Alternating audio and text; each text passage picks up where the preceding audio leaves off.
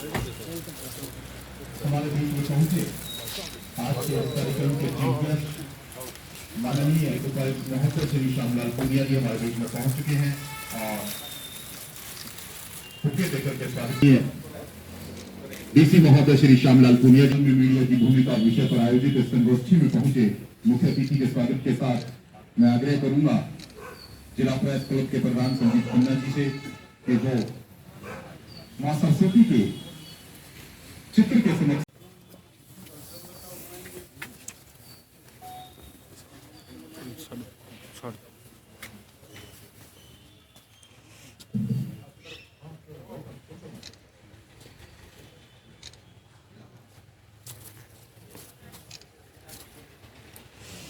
मां सरस्वती के चित्र के समक्ष दीप प्रज्वलित कर पुष्प अर्पित कर कार्यक्रम की शुरुआत कर रहे हैं। आज के चीफ गेस्ट माननीय डीसी महोदय श्री श्यामलाल पुनिया जी, उनके साथ वरिष्ठ पत्रकार साथी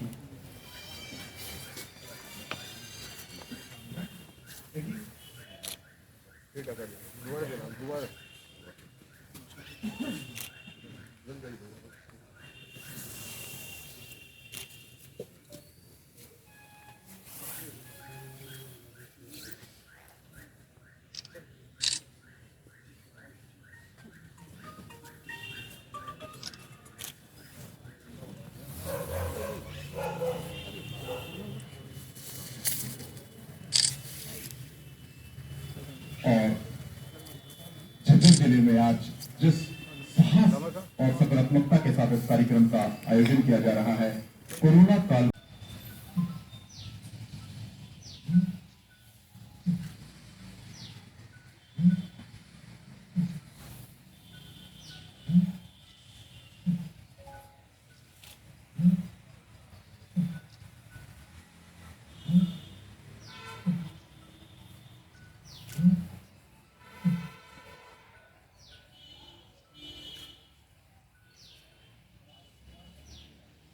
ओम शांति ओम।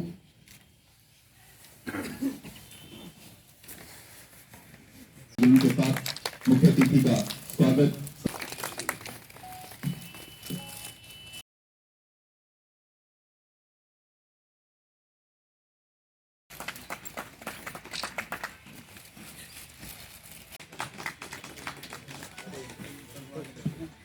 जेपी तालियों के साथ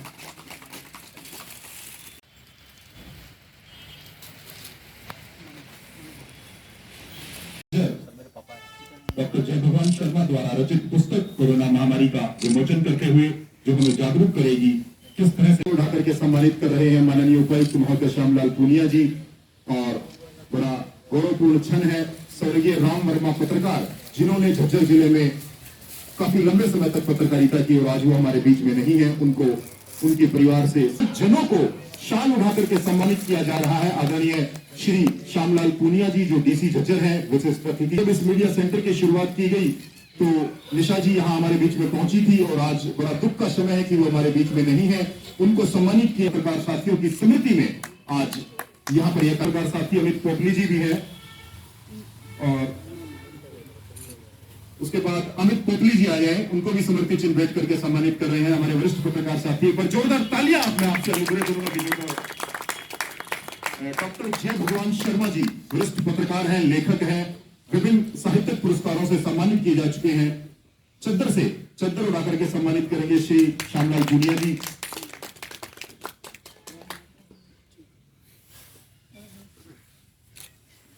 बहुत बढ़िया डॉक्टर साहब के द्वारा लिखित पुस्तक कोरोना महामारी का भी आज हमारे चीफ गेस्ट ने विमोचन किया है। और इसके बाद मनमोहन खंडेलवाल जी हमारे वरिष्ठ पत्रकार साथी हैं, मैं उनसे अनुग्रह करूंगा कि वो भी आ जाए। मनमोहन खंडेलवाल जी स्मृति चिन्ह और चद्दर के साथ स्वागत। मनमोहन खंडेलवाल जी। राधेश्याम गुप्ता जी वरिष्ठ आदरणीय पत्रकार श्रीमान राधेश्याम गुप्ता जी, वो भी आ जाए, उनको मोमेंटो भेंट करेंगे।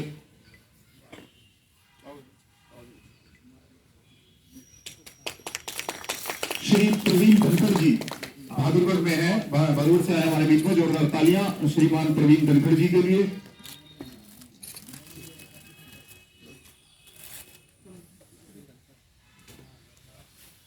हमारे वरिष्ठ पत्रकार साथी और बहादुरगढ़ प्रेस क्लब के अध्यक्ष हैं प्रवीण धनखड़ जी, जोरदार तालियां।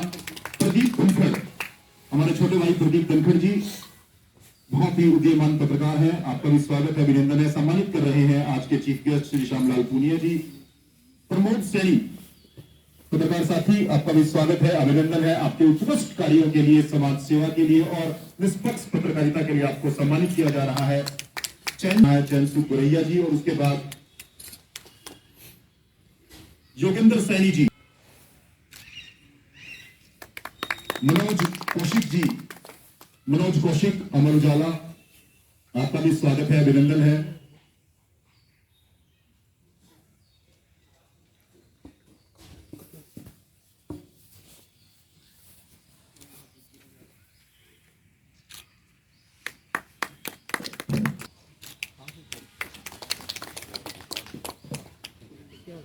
इसके बाद जगवीर कोडान दोस्तों हमारे बीच में कोरोना जैसी इस महामारी से जूझने में हम सबको जागरूक प्रेरित करने के लिए स्वास्थ्य विभाग से डॉक्टर निशा जी हैं, मैं उनसे आग्रह करूंगा डॉक्टर निशा जी भी आ जाएं।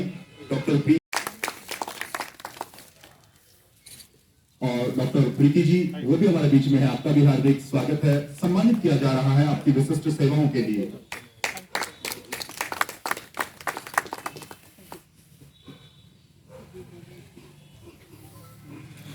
हमारे बीच में झज्जर जिले में एक पत्रकार साथी के रूप में बेहतरीन कार्य कर और डीपीआरओ के पद पर पहुंचे, वर्तमान में रेवाड़ी में कार्यरत है आदरणीय श्री दिनेश जी, मैं उनसे आग्रह करूंगा कि वो भी आए, उनका काफी योगदान रहा है पत्रकार साथियों के मार्गदर्शन में। एक बार जोरदार तालियां श्री दिनेश जी के लिए, उनको सम्मानित कर रहे हैं श्री श्यामलाल पूनिया जी डीसी महोदय। और वर्तमान में विजेंद्र कुमार जी जो हमारे डीपीआरओ है, वर्तमान में पत्रकार साथियों की डिमांड है कि उनको भी सम्मानित किया जाए, बहुत उनका कोऑपरेटिव नेचर है, सभी पत्रकार साथियों के साथ वो बहुत अच्छा दोस्ताना व्यवहार करते हैं। बहुत बहुत धन्यवाद दोनों डीपीआरओ महोदय का। और अब सम्मान की इस सिलसिले को थोड़ा सा ब्रेक देंगे, उपायुक्त महोदय जी के पास समय की थोड़ी उपलब्धता कम है, तो मैं चाहूंगा एक बार सभी आप अपना स्थान ग्रहण करें और धन्यवाद बहन आपका, और उम्मीद करते हैं कि आप इसी तरह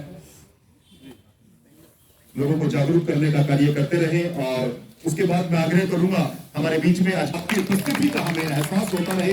हमारे बीच में ऐसी एक लंबी श्रृंखला है जिसमें समाज सेवी है और विशिष्ट विनीत नरूला जी, श्री सुभाष गुजर जी, एक बार जोरदार तालियां बजाएं, उनको सम्मानित कर रहे हैं। इसी श्री श्यामलाल पूनिया जी, जेपी दलाल जी समाज सेवी, वो भी हमारे बीच में है, उनको भी सम्मानित करेंगे। जेपी दलाल जी, जयपाल लामा जी, आप समझ मातृशक्ति हमारे बीच में है, विनोद बाला धनखड़, मैं उनसे आग्रह करूंगा वो भी आए। और व्यापार मंडल के अध्यक्ष हैं, व्यापार मंडल प्रकोष्ठ के राकेश अरोड़ा जी हैं। सुमित फरान जी हमारे बीच में सामाजिक संस्था है, उन तक पहुंच रहे हैं और उनकी आवश्यकताओं को पूर्ण कर रहे हैं, चाहे वो भोजन का है, श्री श्यामलाल पूनिया जी। पत्रकार साथी है, बलदेव है रोहतक से, देव थोड़ा सा समय की कम उपलब्धता के कारण हम ऐसा कर पा रहे हैं, लेकिन आप सबसे परिचित हैं और अभिनंदन करते हैं, वंदन करते हैं। बहुत बहुत धन्यवाद।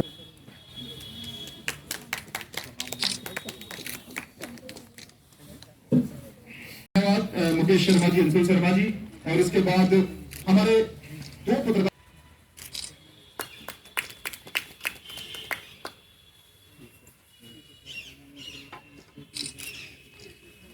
और सम्मान का ये सिलसिला अभी तक जितने नाम हमारे पास थे हमने दिए हैं, कुछ और चीजें शेष हैं उनको हम बाद में करेंगे। पहले मैं चाहूंगा कि आज के हमारे चीफ गेस्ट माननीय डीसी महोदय श्री श्यामलाल पूनिया जी को स्मृति चिन्ह भेंट करेंगे।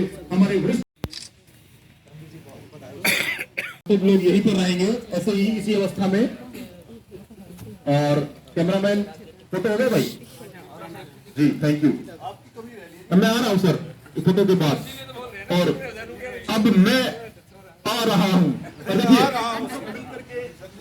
संजीत खन्ना जी को हम सम्मानित करना चाहेंगे। आदरणीय संजय लाठी जी से मैं अनुरोध करूंगा कि वो आज के इस कार्यक्रम के सूत्रधार, इस कार्यक्रम के संयोजक हमारे छोटे भाई संजीत खन्ना जी के लिए एक बार जोरदार तालियां बजाइए। और माननीय संजय लाठी जी और प्रवीण खुराना जी,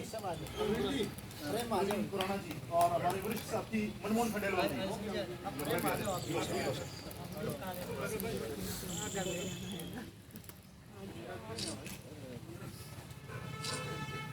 ऐसा ही रहो जी, विजेंद्र जी, दिनेश जी और प्रमोद सेठी जी।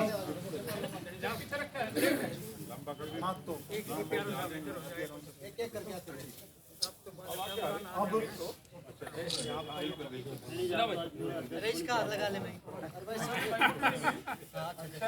देख लिया अभी।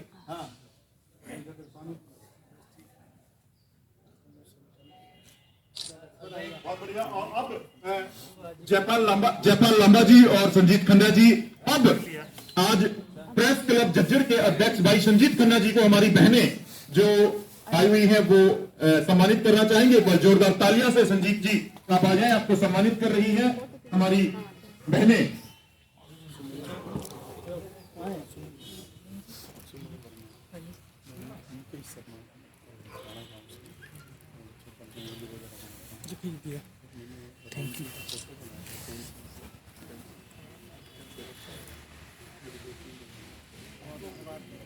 बहुत बढ़िया।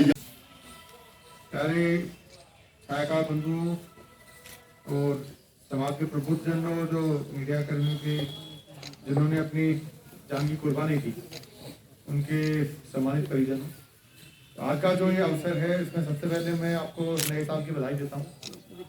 नए साल में भी आज काफ़ी मेरे ख्याल से सबसे ठंडा दिन है आज का, तो आने वाले 1-2 दिन भी और ठंडे रहने वाले, तो आप अपने स्वास्थ्य का तो खास ख्याल रखें। कोविड का जो भी ओमिक्रॉन नया वेरिएंट है ये भी काफ़ी तंग करने वाला है, तो ये एक पूरे जिले के लिए दुख का विषय है कि इतने छायाकार बंधुओं को अपनी जान की कुर्बानी देनी पड़ी। लेकिन साथ ही हमें इस बात की खुशी दी है कि उन्होंने अपने कर्तव्य का निर्वहन बखूबी करते हुए, जब लोग अपने घरों से बाहर निकलने में गुरेज कर रहे थे, डर रहे थे, उस समय पुलिस प्रशासन, डॉक्टर्स की टीम, मीडिया की टीम, सबने मिलकर एक यूनिट की तरह कार्य किया ताकि लोगों को अधिक से अधिक लोगों को जागरूक किया जाए, ज़्यादा से ज़्यादा जाने हम बचा सकें। ये अवेयरनेस का जो लेवल है कहीं ना कहीं इस थर्ड वेव के टाइम में थोड़ा सा शिथिल पड़ गया। तो इसमें जो मीडिया की जो कोरोना काल में जो भूमिका की हम आज जिस विषय पर चर्चा कर रहे हैं, तो ये भूमिका 10 गुनी या 100 गुनी हो गई है आज की तारीख में मैं बात करूँ, क्योंकि लोगों ने कहीं ना कहीं इस चीज़ का एक दिमाग से निकाल दिया कि अब इस कोरोना से डरने जैसी कोई बात है। लोगों को ये लग रहा है कि ये तो माइल्ड वेरिएंट है, इससे कुछ हो नहीं रहा।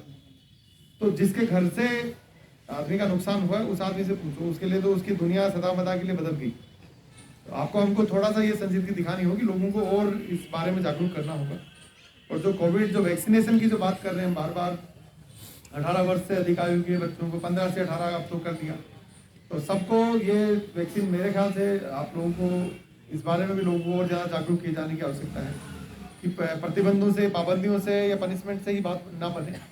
तो मीडिया जो पत्रकारिता है, पत्रकारिता का नाम ही यह है कि सामाजिक जो सरोकार हैं उनके पैरोकार हैं, और वो सरोकार हमेशा से ठीक से मतलब उनकी पैरवी रहे। जैसे आटे में नमक होता है ना, तो नमक का अपना काम है, आटे का अपना काम है, दोनों ज़्यादा कम ज़्यादा हो गए तो वो बात ठीक नहीं है। उसी तरह से एक जो फाइन लाइन जो ट्रेड करने की आवश्यकता मीडिया के लिए भी है, प्रशासन के लिए भी है, पुलिस के लिए भी है, न्यायपालिका के लिए भी है, विधायिका के लिए भी है। तो हम अपने अपने कर्तव्यों का निर्वहन बखूबी करें, फिर हमें किससे डरने की आवश्यकता नहीं, क्योंकि इस धरती पर हम सब इंसान हैं, भगवान हम में से कोई नहीं है। तो गलतियां इंसान से होती हैं, तो गलती को करके यदि इंसान ना सीखे तो फिर वो हैवान हो जाता है। तो ये सब पे लागू होती है, हम सब पे जितने यहाँ पे आज उपस्थित हैं।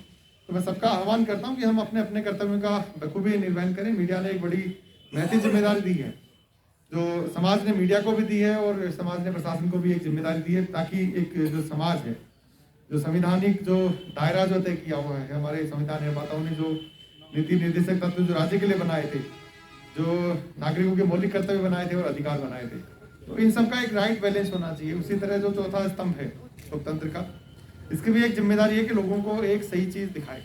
जिस तरह से RO जो सिस्टम है उसमें फिल्टर का काम होता है, वही मीडिया का काम है।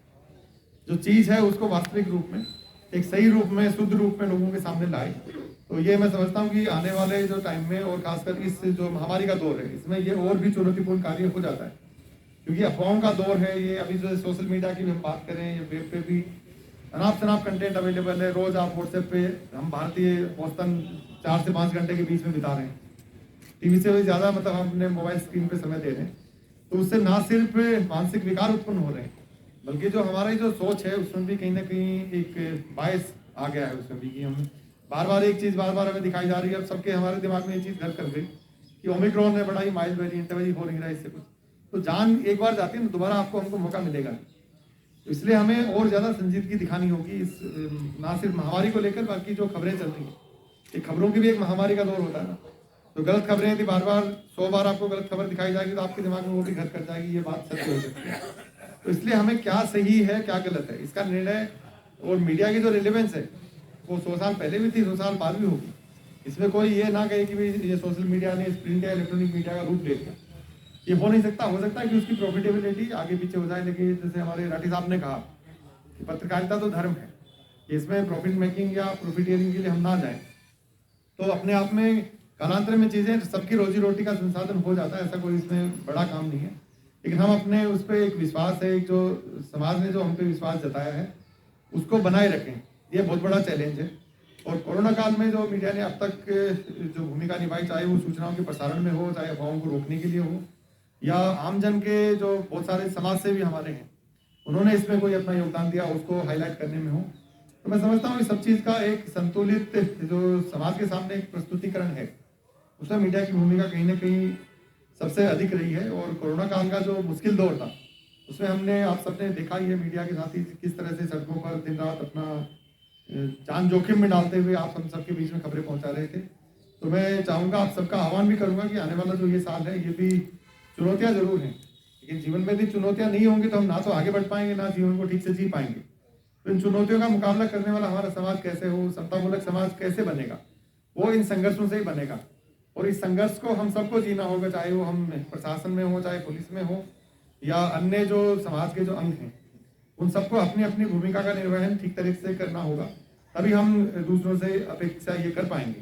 तो सबकी ईमानदारी अपने पास है, लेकिन इसको निर्वहन ठीक तरीके से कैसे हम अकेले बोझ लोग ना बन जाएंगे। प्रशासन कहे वह सब लोग गलत है, मैं ही ठीक हूँ, कल वो मीडिया कहे कि मैं ही ठीक हूँ बाकी सब गलत है, वो संभव नहीं है। तो कहीं ना कहीं हम सबको ये एक संतुलन स्थापित करना होगा, ताकि जो लोक हित में जो चीजें हैं उनका ठीक से प्रचार प्रसार हो, चाहे वो सरकार की कल्याणकारी योजनाएं हों या कोई आम आदमी या कोई समाज में जिस तरह की विसंगतियां हैं। आज मैं बात करूँ थी हमारे जिले में सेक्स रेशियो का एक बड़ा ही अभी भी एक संकट हमारे सामने है। तो इसमें मैं चाहूँगा कि मीडिया साथियों का आह्वान करता हूँ कि अधिक से अधिक लोगों में ये जागरूकता लाई जाए। तो जो भ्रूण हत्या करने वाले भी इसी समाज के अंग हैं जहाँ आप हम रह रहे हैं, कहीं ना कहीं इसी झज्जर जिले के लोग जाके सेक्स डिटर्मिनेशन करवा रहे हैं। कर कौन रहे हैं? आपके जैसे हमारे जैसे साथी हैं, कोई ना कोई किसी न किसी रूप में। अब किसी की वो मजबूरी तो नहीं कह सकते, कोई भी मजबूरी अपराध करने के लिए तो नहीं जस्टिफाई हो सकती, लेकिन वो समस्या है, इसको हमें एक्नॉलेज करना होगा और उसके समाधान के लिए ईमानदार प्रयास करना होगा। उस ईमानदार प्रयास में एक महत्वपूर्ण जो घटक है वो मीडिया है, कि किस तरह से लोगों को सही चीज बार बार वो चीज प्रस्तुत की जाए कि सेक्स रेशियो के स्क्यूड होने से क्या समाज को नुकसान होगा, किसी जो आम शहरी है उसको जाति नुकसान क्या होंगे, और जो सामूहिक जो समाज का नुकसान आने वाले समय में वो कैसे होगा, उस सबको भी आगे ले जाने में जो दिशा दिखाने वाला जो काम है वो मीडिया के हाथों में। तो मैं आप सबका आह्वान करता हूँ इस शुभ अवसर पर कि आप समाज को ऐसे ही प्रेरित करते रहें, जो सही चीज़ है उसको सही से दिखाएं, हमें उसमें कोई गुरेज नहीं। हमने गलती करी है उसको जरूर आप दिखाएं, कोई उसमें हमें 1% भी उसमें कोई ही लुचक नहीं। हमारा अपना ये प्रयास रहता है कि ठीक है मीडिया अपना काम करे, हम अपना काम करें, हमें ना किसी से नीचे जाने की जरूरत है ना किसी से ऊपर जाने की जरूरत है। तो हमें एक अपना लेवल हर कोई मेंटेन रखे, ये मैं आपसे अपेक्षा करता हूँ। मैं आप सबको बधाई दूंगा, सदर प्रेस क्लब और बाकी जो मीडिया के साथी हैं कि आपने ये आयोजन किया, और खासकर जो हमारे जो दिवंगत साथी हैं उनके परिजनों को आपने सम्मानित किया। तो मैं आप सबको मैं पुनः एक बार नववर्ष की और आने वाले इस पूरे साल की मैं बधाई देना चाहूँगा। ये एक वर्ष आपका मंगलमय हो, और ये जो महामारी जैसी चुनौतियाँ हैं इनमें झज्जर जिला सफलतापूर्वक इनसे पार पाए, ऐसी मेरी अपेक्षा है। तो हम एक टीम भावना के तहत काम करें, और जो कोविड वैक्सीनेशन की जो बात है उसको आप जरूर प्रमुखता से लोगों तक पहुंचाएं, ताकि जो फर्स्ट डोज का कवरेज 100% हो गया, सेकंड का 80 के आसपास जो चल रहा है, इसको मैं समझता हूं कि आप सबके सहयोग से हम जल्दी 100% कवरेज हासिल कर लेंगे। और जो भी हमारे साथी कोमोर्बिड हैं, जो 60+ की आयु के हैं, उनको भी जरूर आप प्रेरित कीजिए कि बूस्टर डोज भी आप लगवाएं। तो मैं पुनः आप सबका हार्दिक धन्यवाद करता हूँ कि आपने इस अवसर पर मुझे आमंत्रित किया। आपका आभारी हूँ इस काम के लिए, और डीपीआरओ साहब और आप सबकी टीम ऐसे ही अच्छा काम जिला के लिए करती रही, ऐसी मेरी आपसे अपेक्षा है, मेरी शुभकामनाएं आपके साथ हैं। जय हिंद।